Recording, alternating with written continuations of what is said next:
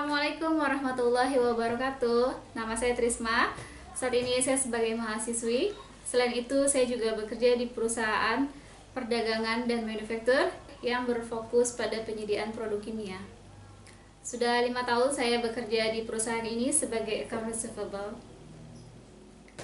Di video ini, saya akan menjelaskan sedikit pengetahuan saya tentang teknologi. Ini sama sekali tidak ada hubungannya dengan prodi yang saya ambil ataupun pekerjaan saya saat ini. Saya akan menjelaskan komponen apa aja yang terdapat dalam komputer desktop. Yang pertama, ada motherboard.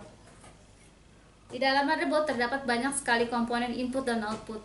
Tugas motherboard ini adalah mengatur komunikasi antar komponen tersebut. Yang kedua, ada prosesor. Ini adalah kipasnya dan ini heatsink. Di dalamnya baru ada prosesor. Saya tidak bisa lepas karena saya tidak menemukan silikon untuk nanti melapisinya lagi. Tugas prosesor adalah sebagai otak. Dia yang mengontrol semua kinerja komputer dalam menjalankan instruksi. Yang ketiga, ada RAM. RAM ini biasanya familiar kita dengar di telinga ya. Biasanya ada di ponsel yang berfungsi sebagai ruang penyimpanan data aplikasi.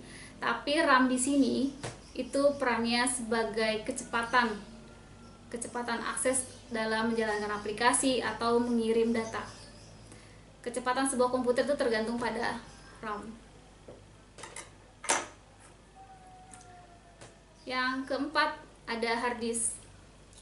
Hard disk ini adalah ruang penyimpanan dalam komputer. Setiap data aplikasi yang dijalankan, semua tersimpan di sini. Untuk hard disk sendiri bisa dibuat partisi. Partisi itu adalah pembagian antara sistem dan data. Jadi someday kalau kita bermasalah dengan sistem, kita nggak perlu repot-repot lagi backup data karena tersimpan pada partisi yang berbeda. Dan yang kelima, ada DVD-ROM. DVD-ROM ini drive untuk membaca DVD yang berisikan aplikasi, berisikan data atau apapun. Dan seiring kemajuan teknologi, peran DVD-ROM telah digantikan oleh USB flash disk. Bahkan untuk booting Windows awal pun instalasi itu sudah bisa menggunakan USB flash disk. Dan ini adalah kabel SATA yang menghubungkan entah hard disk atau DVD ke motherboard. Dan ini adalah power supply. Dia yang mengantar listrik untuk ke motherboard, ke hard disk, dan ke DVD. Dan yang terakhir ada kabel LAN atau kabel network. Kabel network ini digunakan untuk komunikasi antar komputer. Biasanya dijembatani oleh switch atau hub. Instalasi kabel LAN sendiri itu cukup rumit karena harus tarik kabel, dan kalaupun memang terjadi putus itu harus ditelusuri putus di mana, lalu disambung lagi pakai konektor.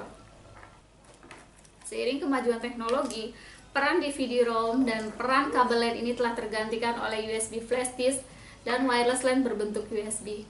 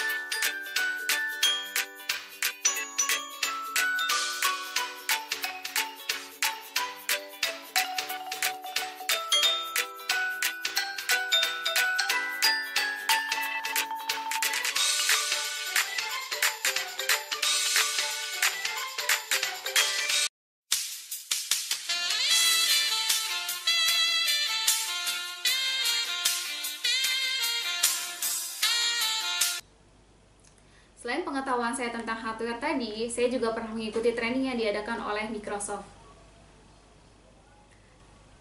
Dan dengan pengetahuan tersebut, saya mendapatkan apresiasi dari lingkungan tempat saya bekerja, terutama dari atasan.